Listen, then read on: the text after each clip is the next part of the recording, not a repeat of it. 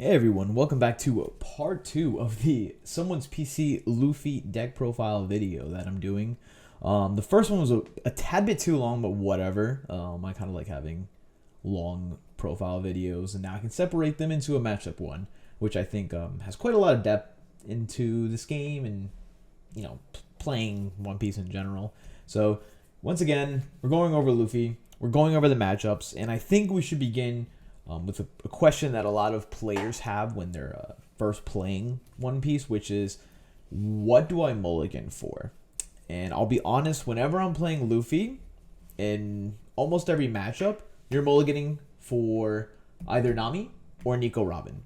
If your hand is looking super, super juicy, like Red Hawk, Chopper, Zoro, Curvin to Luffy, like something of this manner, and like you don't see these two, and maybe you'll see a bunch of 2Ks. This is definitely like a keeper. The likelihood of you going mulligan and then ending up like not pulling one of these and making this part worse is pretty bad. And this is honestly curving like this is just not that bad in this deck or any ragged deck in general. So like this is a keepable hand if you see it, but for the most part, I'm personally mulliganing for Nami or Nico Robin depending on the matchup, depending on the leader we're played against. Obviously, when I explain how powerful these particular cards are going to be in the early game against that leader, that means you're mulliganing for them, which is, fairly obvious. So, I'll start out with the Red Mirror match. So, this matchup is fought over Nico Robin, Law, Jet Pistol, and Red Hawk. So, pretty much, you always want to take the odds, and you always want to get your Nico Robin into play first. You want your Nico Robin to dominate the board state against whatever your opponent plays. So when I'm playing Red Mirror, I'll be honest, I really don't like dropping Chopper on turn 1, and I will if I have Curve in my hand, so losing him isn't too bad anyways. But what ends up happening in a few couple games is like, you go first, you drop Chopper, they go second, do whatever, you go third, drop your Nico Robin, and then they go into their turn, and they play whatever card for 1, and then drop their own Nico Robin in response. And you're pretty much forced to like start burning your Chopper then on the attack from the incoming Luffy on the second turn. But you have to pre-anticipate them doing that with their Luffy in order for you to like recognize that their Nico Robin's about to pop your Chopper. And to preemptively block and then force them to play a Zoro route is kind of awkward, especially if they're, good at the game and you decide not to just like jam Zoro into your face, meaning you can swing at it with your own leader Luffy and Nico Robin the following turn. But yeah, sometimes I play Chopper, sometimes I don't. I guess it kind of just depends on the rest of the hand. I have no problem slamming Nami down, and then if he gets popped by Nico Robin, so what? I really don't care. But the perfect ideal hand you'll have in the mirror is you get a Chopper and you're on odds. You go into Nico Robin, and then you have a Law or an Otama as a way to deal with their Nico Robin. If not, if they go Zoro and they just, slam it down and swing with it, you now have like the crackback of your own Luffy to swing on Zoro, or your ability to like Luffy swing on Zoro, force a card out of their hand in order for them to save it, and then you play down Law minus the Zoro, take the Dawn you play off of Law and an extra Dawn and swing 6 at their leader, and then crack the Zoro with your ability. If they went like turn 2 Bartholomew or their own Tony Chopper like Robin, then obviously you can use Nico Robin to swing at the Zoro and then crack their own Tony Chopper in exchange.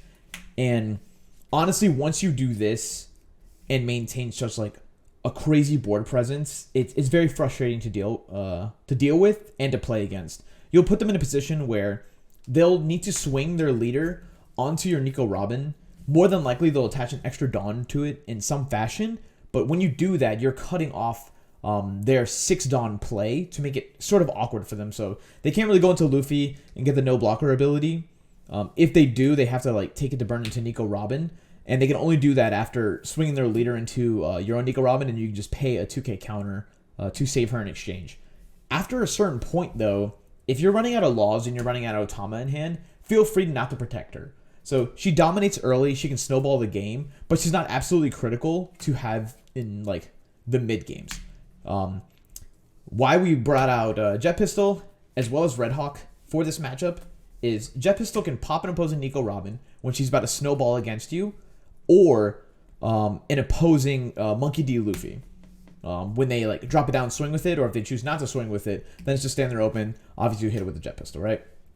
The reason the Red Hawk is so insane is when you tap your Luffy to swing at their leader and apply tons of pressure, and maybe you have like your own like one Tony Chopper in exchange, being able to Red Hawk, when they swing in their opposing Luffy, pretend this is a Luffy, when they swing in this Luffy into your Luffy, you're able to like Red Hawk save it, go up to 10, and then pop one of their cards in exchange. Maybe they had a Nami to go search it out. Maybe they're playing badly, and then they have to play out characters first because they want to greed the extra Dawn that they get from the Luffy to attach to a character. And you can pop this Nico Robin when it's only at 4.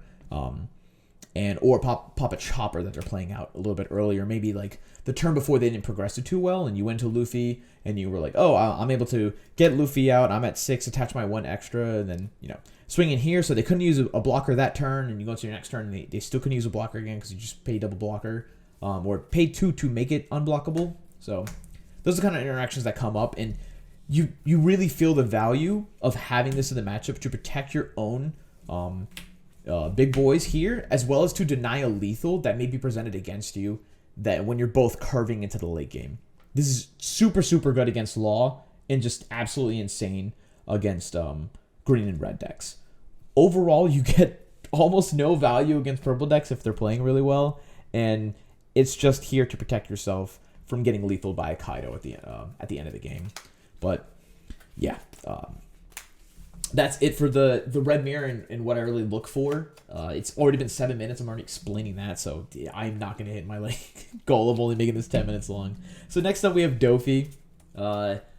Dopey's main aim against you is to snowball off of Boa and control your board state with Teach, a Dopey that's not bouncing back Rush Luffy or Rush Zoro, so usually they want to go into a Mihawk, and then using Overheat and Love Mellow in order to bounce your cards back to your hand. So against blue, your mulligan targets are once again just Nami and potentially Nico Robin. Against blue, I honestly think this color is really, really balanced in terms of board production. They get +1s everywhere, and they get value out of their cards like crazy, but they can't really surprise lethal you out of nowhere, and they can't productively defend their 4-cost cards that turn sideways unless that 4-cost card they're defending is a Boa. So if you're able to mulligan into a hand that has Jet Pistol, no Nami, but a Zoro, you keep this hand. You let Jet Pistol dictate the amount that they can snowball off of Boa, and you let the fact that Zoro can't be a valid or solid target for them to target with Teach kind of run them over, because they don't want to teach this back to your hand. If you start playing aggressively against them and you just go pay 3, swing in 5, they don't want to bounce this back to your hand with Teach. If they do Jinbei it to the bottom of the deck, it's put you in a somewhat awkward position, but since Jinbei is only 2k body on board, you don't really have a problem dealing with it. Next up is, if you do know your opponent is running Overheat, understand that they must bounce a card back to your hand that costs 3 or less, and you can swing in a fashion where you're swinging with your Nico Robins, or I've done times where I swung with Tony Chopper so they didn't have to bounce it back to my hand, or force him to bounce Nami back to my hand so I can get a free replay with its ability. Overheat's protecting them from getting lethal. It is very, very good for them. However, you can have some sort of outplay or countermeasure to them. And lastly, you want to bait them into Mihawking to shut off the extra Dawn that they need to love metal you. And once they do this play, you kind of just run them all over. I'll be honest, in this matchup, I target down Dopey's tap sideway cards all the time. I take hit 7 to the face with this card, kind of stockpile 2Ks, and then I use a combination of my Red Hawk plus the 2Ks in my hand to kind of negate whatever he's doing over here. And no matter what he's doing, I'm using my leader to first swing onto their 4-drop and fishing cards out of their hand. I'll put 7 on Luffy, swing 7 into your Boa. Do you want to keep it in order to try and draw cards off of it, or no? And if the answer is no, a lot of times I'll go ahead and play Zoro now. swing in 5, and they're like, yeah, and I'm like, all right, I'll pay 1 Tony Chopper, protect my Zoro from potential Dopey swing, right? So they're like, oh, play into a Teach can bounce Chopper, they can go for Zoro, and I'm like, oh, thank you, I'll take a huge life lead now, and I'll just start using the like Laws and Luffy's in my hand to just kind of dictate board pace and kind of deny them from going wide by always targeting this down. Even if they have blockers, I don't care. And I will chump swing 5/5/5 at Boa to make them like just take cards out of their hand, leaving 4 open so I know that I can jet pistol it and just drain them full of resources before they can ever actually snowball off of this. At the same time, if I don't have a jet pistol and they don't have many blockers, I'm super down to like take 3 to 4 Don, throw it on Luffy, and clear Boa off the board.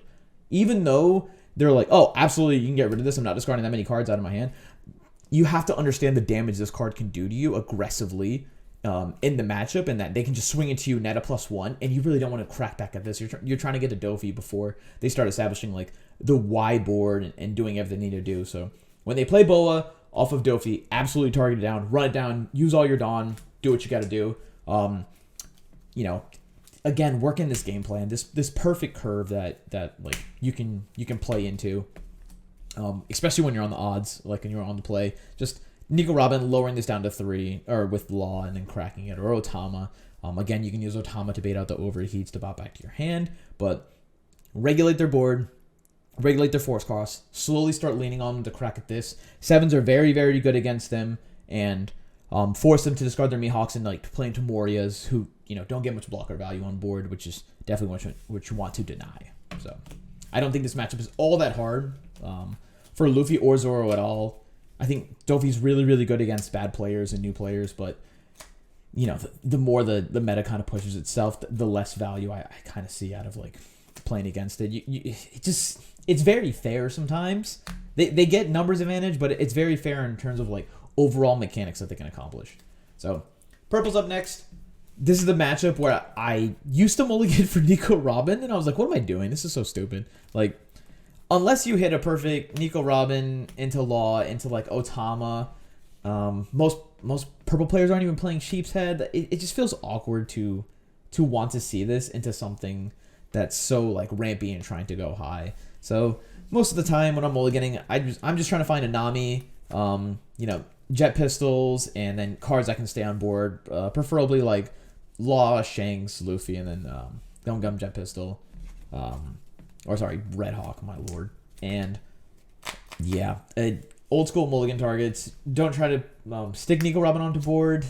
She kind of won't do much. If they Sheep's Head, they'll more likely go to 5 and then punch you in the face, then Onigashima that turn, and then ramp up 1.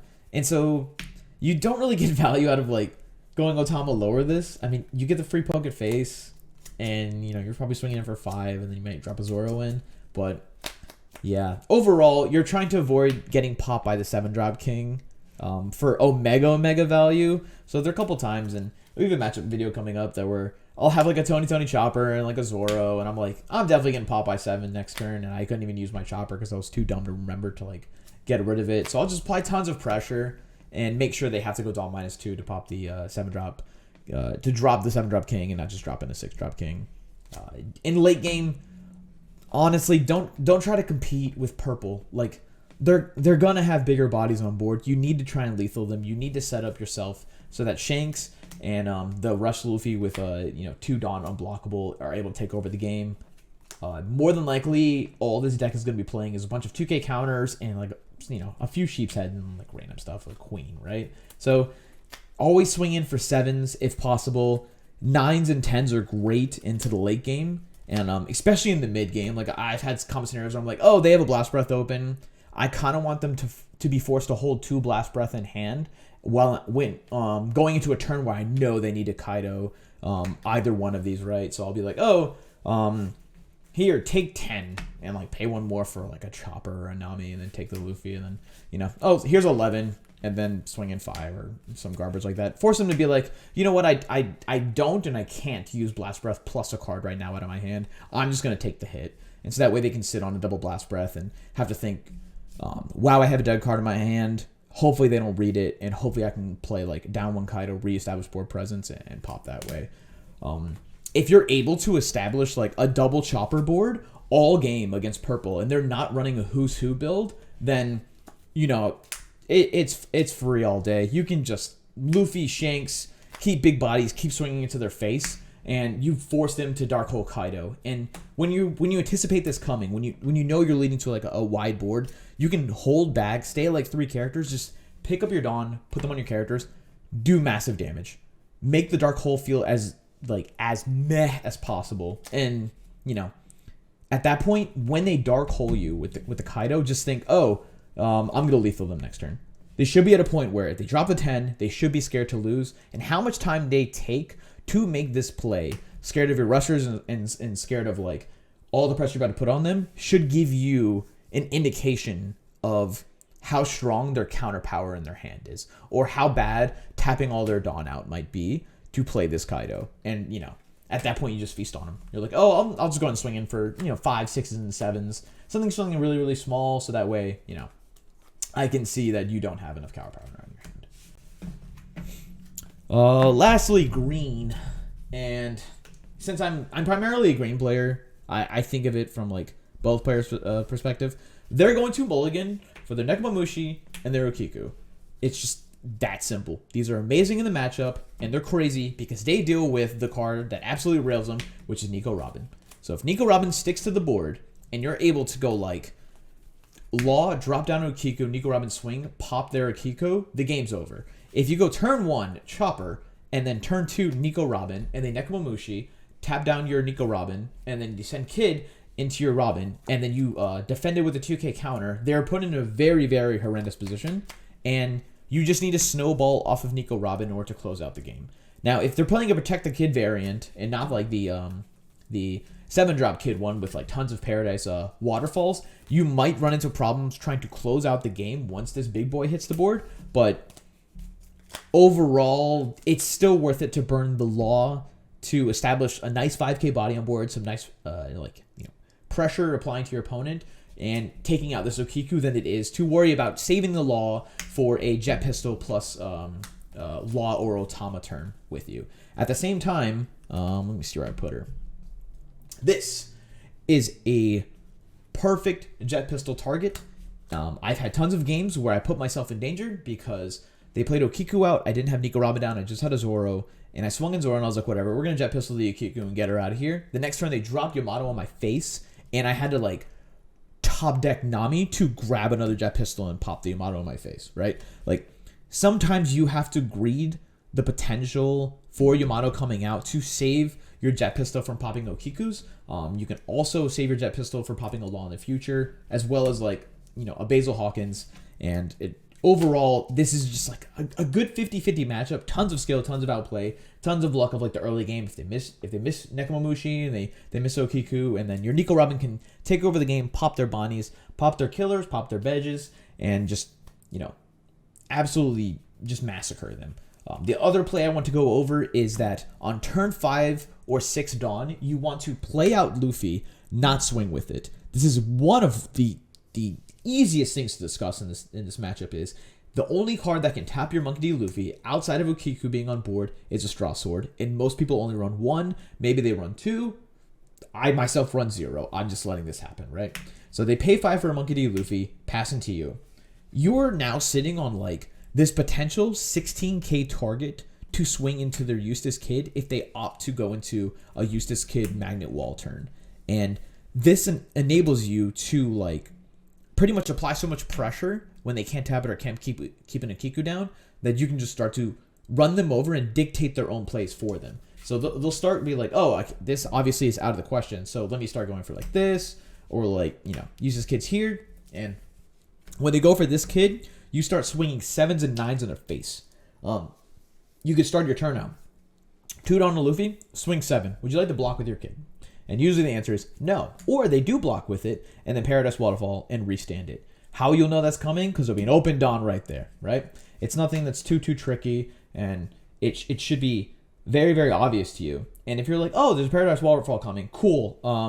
I'm just going to go 4 into this Luffy, swing 9 at you. Do you want to tap Paradise Waterfall as well as take a card out of your hand and give me a 2-for-1 value for 4 Dawn, because I'm super down for that trade, especially if you just like restand here. If they do that restand, you could take 2 Dawn, put them on your Law, or put them on this Luffy, and just swing in 7 again. Do you want to tap your kid to lose your kid, or do you want to know to lose your like another card out of your hand? And this is when playing kid from that side becomes sort of awkward, because it's the turn it comes down when this card is most vulnerable, and it's the turn when they don't get to swing and put it on underneath it to restand, where they feel like they're not getting value out of it. And that's where you want to make them feel. You want to make them feel punished for playing such a phenomenal card against you, and you know, you're kind of just outplaying them with a bunch of Dawn, with like resources that are going to be available to you no matter what, because he costs 7 and we know we're already in the late game in order to get there. So I hope that explanation fits or I don't know, works well into the brains of everybody. I talk really, really fast, and it's still been 20 minutes into this video, and I can't believe it's taken this long to explain this, but I guess, you know, that's just the depth of One Piece and how much I love it and how much fun I have playing this game. So Jet Pistol this. Sometimes Jet Pistol this if you can't handle it with Nico Robin. This is a great Jet Pistol target. If they go Nekomamushi, clear Robin, Okiku, and then Law, and then it's bouncing Nekomamushi, your board's going to get popped. There's not much you can do about it. At some points, I was playing in our matchups where I was like, I guess I'll just drop in Luffy and immediately swing with it, because Okiku's going to tap him, and then I'm going to get run over. And so that's when I'm like, oh, let me start factoring in plays where I can get, like, you know, Red Hawk involved, and maybe Red Hawk is to pop a Bonnie, pop a Beige, pop a Killer, something they're trying to do where they're trying to get all fancy and like do cute stuff before they realize like, oh, he has 2 open, oh, he gets to pop something with 4K, and that's like kind of how you're getting value here. I would personally pay like 2 onto Nekomamushi, swing in 5 against people that have a Red Hawk open, and they're like, this is crazy, and they'll just like take the hit or, you know, counter out, and then I drop down a Law, pick up Nekomamushi, switch it into an Ukiku, and pass without like, you know, either maybe like pinging 5 with Kid right afterwards, or like using the 5 Kid to swing over one of their tap red bodies on board. But again, great matchup, lots of skill interaction going on. I think I gave you the Mulligan targets, which should be Nico Robin, Nami, and the Jet Pistol. Remember this outplay. Remember, like, it's such a good play. It's so scary to play against. And I haven't even brought up Shanks, who's just a late game. Oh, they have Killer Beige on board. I haven't shown them a Shanks all game, and I'm just gonna drop it and crack him in the mouth. Like I'm gonna drop it and crack Useless Kid if I need to. And you know, if you ever really, really need it, you can just go Law and Jet Pistol and pop off the Kid. But only do that on turns where you're applying so much pressure to them that once you pop this Kid, you pretty much have lethal like right afterwards. Or you can just, you know, remove it off the board. Tony Chopper's field. But on the matchup as well as Bartholomew's. So thank you for watching. I know it's been a long video. We have a couple of matchups coming up. It should be up by this weekend. I'm trying to get them finished up. But yeah, this deck's super, super fun. I love Luffy. I'm going to be playing green no matter what, because I'm a green player at heart. But this matchup is not one-sided for either side, in my opinion, especially with like Yamato and the fact that Okiku and Nico Robin are probably 2 of the best cards in the game. I mean, it's not even probably, they're both like top 3. I can't think of any more that are like more dominating and snowbally in set 1. But thank you so much for watching. Please have a great day and a happy holidays. Bye.